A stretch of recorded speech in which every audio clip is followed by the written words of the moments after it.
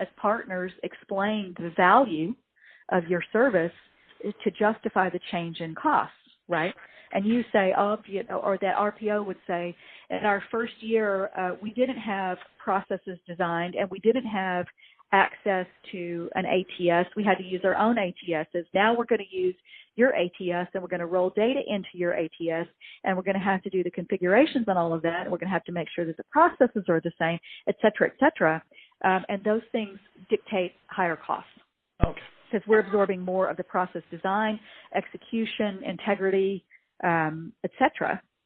Because the client chooses to have less responsibility in those designs because it's not its strong suit. Yeah.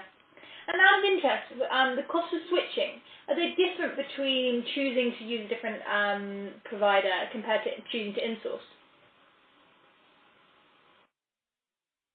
Yes. And those are, that is a really intricate kind of a question.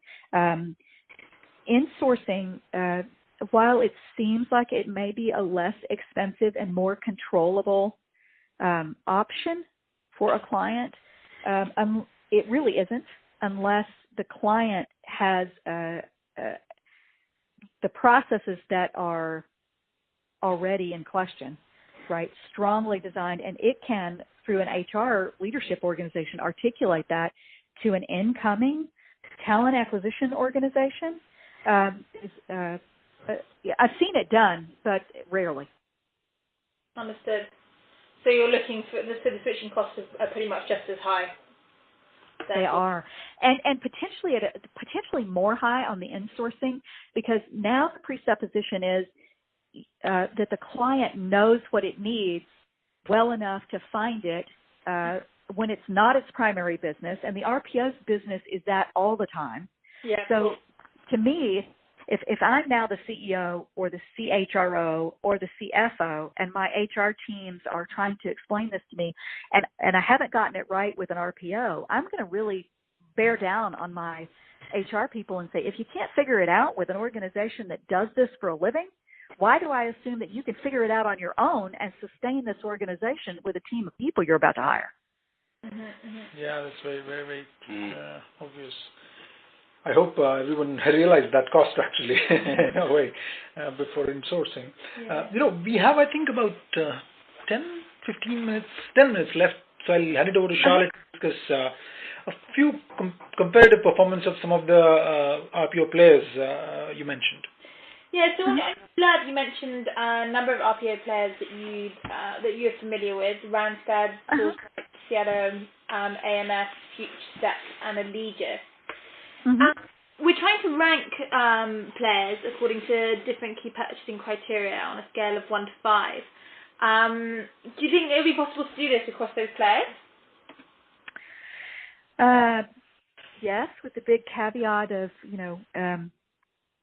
the differences in their deliverables, because when I think about each of them,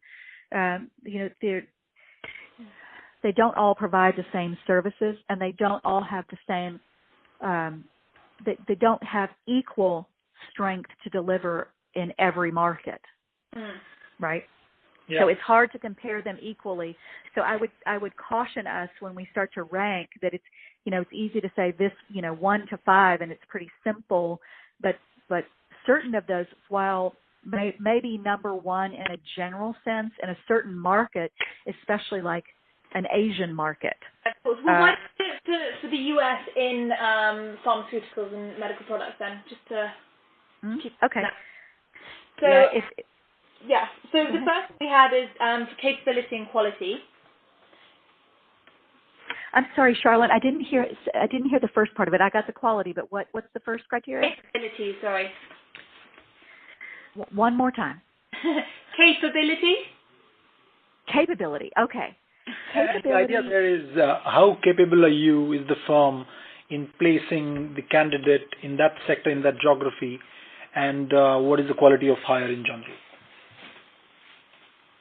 If we're talking about the U.S. market and those 4 players, I would say the strongest of those players in the U.S. market is FutureStep.